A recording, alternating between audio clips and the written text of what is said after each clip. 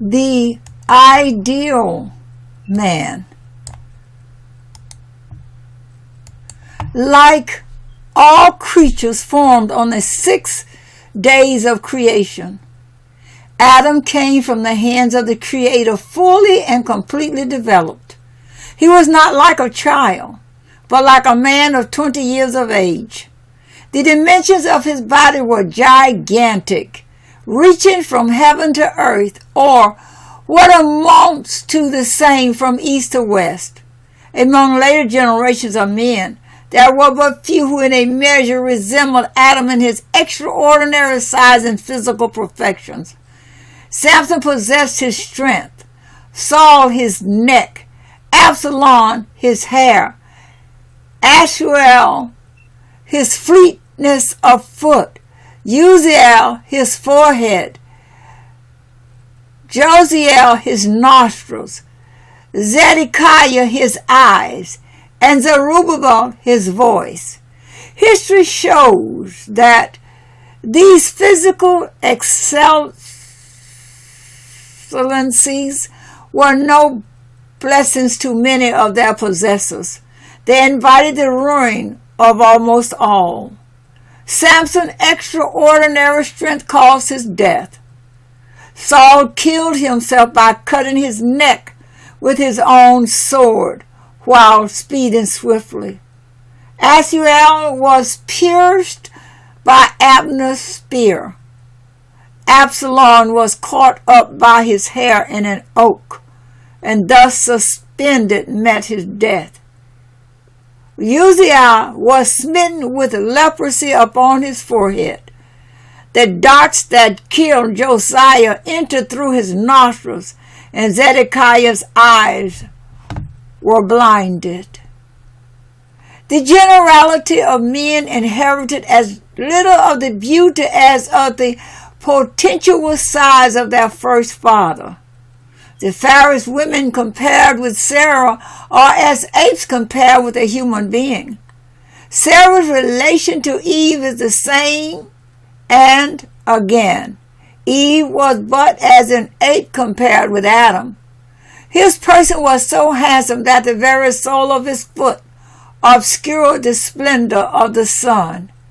His spiritual qualities kept pace with his personal charm, for Elohim had fashioned his soul with particular care. She is the image of Elohim, and as Elohim fills the world, so the soul fills the human body. As Elohim sees all things and is seen by none, so the soul sees, but cannot be seen. As Elohim guides the world, so the soul guides the body. As Elohim in his holiness is pure, so is the soul, and as Elohim dwells in secret, so doth the soul. When Elohim was about to put a soul into Adam's clod-like body, he said, "At which point shall I breathe the soul into him? And to the mouth? Nay, for he will use it to speak ill of his fellow man. And to the eyes, with them he will wink lustfully. And to the ears, they will hearken to slander and blasphemy. I will breathe her into his nostrils, as they discern the unclean and reject it and take in the fragrant. So the pious will shun sin and will cleave to the words of the Torah." The perfections of Adam's soul showed themselves as soon as he received her indeed, while he was still without life. In the hour that intervened between breathing a soul into the first man and his becoming alive, Elohim revealed the whole history of mankind to him. He showed him each generation and its leaders, each generation and its prophets, each generation and its teachers, each generation and its scholars, each generation and its statesmen, each generation and its judges, each generation and its pious members, each generation and its average, commonplace members, and each generation and its pious members. The tale of their years, the number of their days, the reckoning of their hours, and the measure of their steps, all were made known unto him. Of his own free will, Adam relinquished 70 of his allotted years. His appointed span was to be 1,000 years, one of Yahuwah's days. But he saw that only a single minute of life was apportioned to the great soul of David, and he made a gift of 70 years to her, reducing his own years to 930. The wisdom of Adam displayed itself to greatest advantage when he gave names to the animals. Then it appeared that Elohim, in combating the arguments of the angels that opposed the creation of man, had spoken well, when he insisted that man would possess more wisdom than they themselves.